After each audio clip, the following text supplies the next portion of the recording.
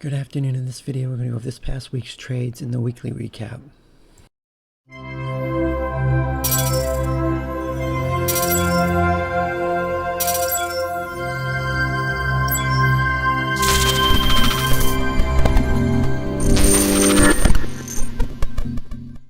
Before I get into the recap, if you're not in the room, you can find the link in the description of the video and in my bio section of social media accounts. Also, please like the video, subscribe to the channel if you haven't done so already.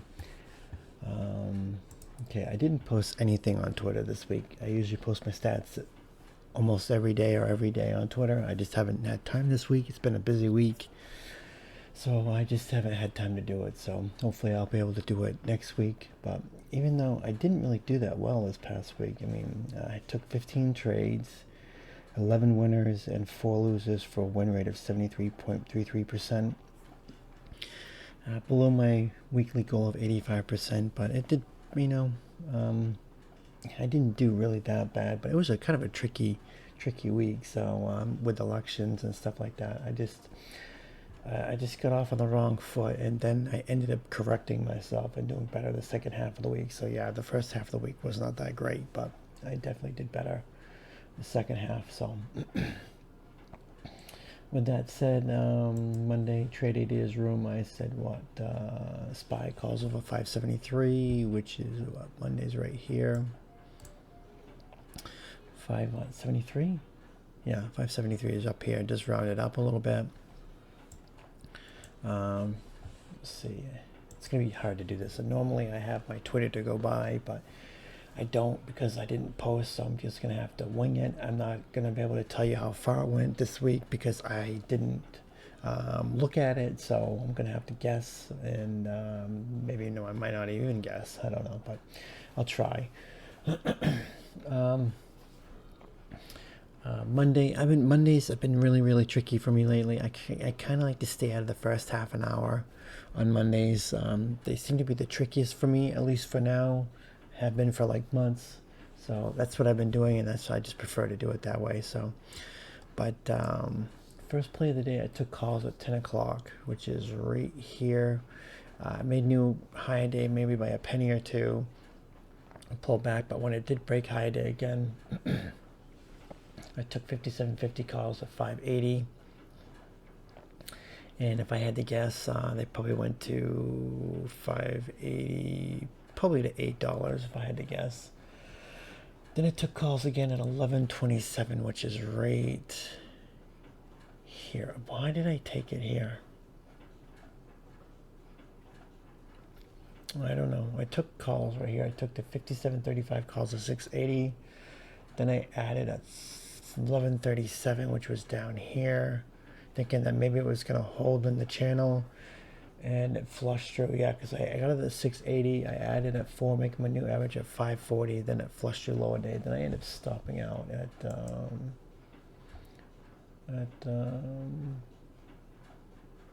250. But then I took another trade at took calls again at 123, which is right here.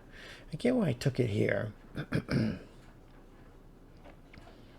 I get why I took it here, because it gets through VWAP, pulls back, comes back up, and I get it over the 570. I think I get it over 571. Yeah, 571, and it pulls back. Yeah, what did I get? I got the 57.30 calls at 670. That pulls back to VWAP, then it pops again. I think they might have gone green or close to it. I don't know. One of the days, SPY was going up, and the options just weren't. I mean, it was just theta was like going crazy, and this might have been it right here, that it didn't go green. I just held it, and it just chopped away, and I ended up stopping out. So yeah, I took 2 losses on Monday. Definitely did not like doing that. Then on Tuesday, which was elections day, well, obviously elections happened over in the evening and overnight. I should have known. I mean, I said it even in the room that election day is gonna be a strong green day. They don't have red days on election days usually. I don't think. Yeah, I don't know. I haven't really paid attention to the green days, but thinking. common sense wise, I mean, having a strong green market day on election day sends a good vibe to the American people and the world and stuff like that. That they're not worried about elections or something like that. So it's more like a common sense thing, I guess. Psychological thing. But anyways, traded his room. I said, let's see. This is hard doing it without Twitter, because I can just look at my Twitter page and I have all the answers right there, but I don't right now. So I'm going to be all over the place on this. So bear with me. SPY calls over 571.50, which is 571.50 rounded up. First 10-minute candle just ripped right through that. But I didn't take it though. I should have though. I took calls at 9:48, which is right here. I think when I broke high a day, so I took the 57.60 calls at 560, and they definitely probably went to 10 plus on that play right there. Then I took puts at 10:53, which was probably pretty stupid, but they ended up working out. You can see the body. So when it finally broke this 574 area, I took puts. I took the 57.40 puts at 630. That was probably something really, really stupid for me to do, but I did drop the VWAP. I got it at 630, so if I had to guess, it probably went to 750 on that drop. But then I took puts again at 151, which is right here. No, 151. Looked like I was taking a VWAP, not a VWAP, an FU setup. Red candles, not green, but I mean it's closed flat. So when it got below 575, I took it, and when I took the 57.65 puts at 680, it just went against me, and I ended up stopping out. What did I stop out at? I think like 2 or something, 3. Stopped out at 3. So yeah, I should have known not to short that. That was kind of stupid. I did some stupid plays. I mean, I should have just bought the dips. I should have just bought every red candle. That's been the theme lately. SPY just goes nuts. You buy the dip, it rips. You buy the dip, it rips. You buy the dip, it pops a little bit. Then it dips a little more, pops a little. Then it just, dip, pop, dip, pop. That's been what it's doing. So then we have election day where it gapped up. What did it close at? Closed at 576.70 and opened up at over 10 points plus. So let's see. I took puts at open right when it broke below the what did I say if I traded it as wrong before I get into that. SPY puts under 588, which is right here, and as soon as it broke 588, I jumped into puts. I jumped into the 58.60 puts to 780, and they went from 780. If I had to guess, they probably went 100%. They probably went to 15 because that's a pretty deep red candle right there if you held all the way through. Then I took calls at 12.56, which is right here.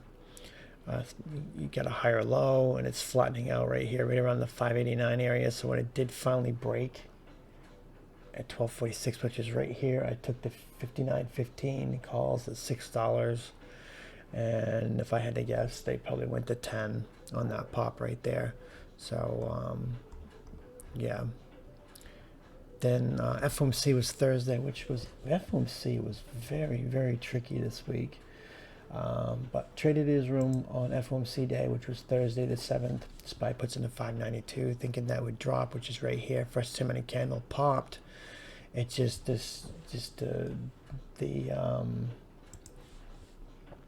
the craziness just continued. So I took calls at 11.52, which is right here. You get this pop, pull back. The pullback was definitely worth buying the dip on. And I mean, look at this.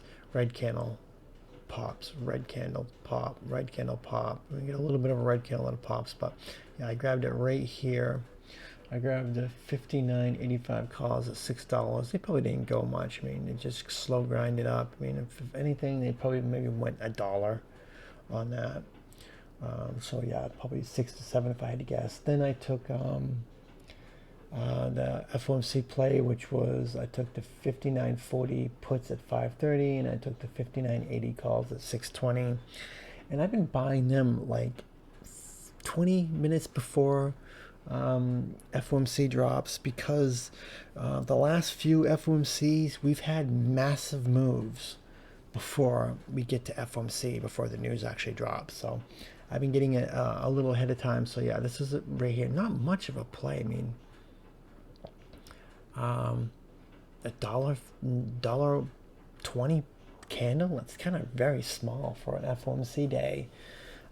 So, but I did do pretty good on the call side. The calls, let's see, I think they went to 10.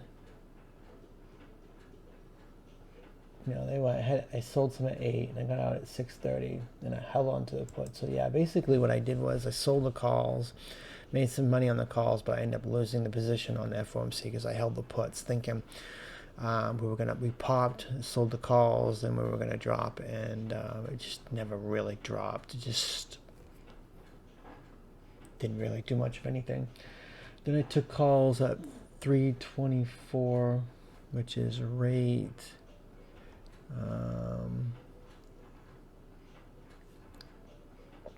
324 right on the dip, and I got it up on the pop. So yeah, I bought the 59.80 calls twice within like a few minutes. First time was at 450. Actually, both times was at 450. Yeah, so it dropped here. I got it at 450, and I think they went to like $5 plus. Then when it dropped right here, I bought it again, and yeah, I bought it again. Like at 450, and it dropped more, so I ended up adding at 3, make my new average at 350. Then it popped right here. So, and I think they went to like $5, I think, maybe, if I had to guess. But yeah, it dropped here. I got it, sold on that little pop. You can see the wick right there. Then when it dropped more, I think it got right around the 596 area. Then it dropped even below that after I got in the second time, and I added. I didn't want to stop out. I added, so then I sold on that pop right there, which I got lucky on. Then it just dropped. So FOMC, the actual FOMC play didn't really work out as good as I thought it would. Kind of dull, even when Powell's talking. Sorry, I got the hiccups. Didn't do much. Didn't do much of anything, which is really, really weird. I thought we'd get more volatility after elections, but didn't. Then traded his room on Friday. SPY puts into 595, which is down here, rounded down. Of course, it ended up being another rage day. I just played 59.90 calls 3 times today, Friday. At 10 o'clock, I grabbed the calls. When it dropped down, I bought the dip. I bought the 59.90 calls at $7. They probably went to $8 or $9 on that play. Then I got them again at 12.07, which was this dip right here, right at the 20 EMA. I got the 59.90 calls at 7.80, and if I had to get, they probably went to probably close to 9 or 10 right there. Then I took puts again, calls again at 12.15.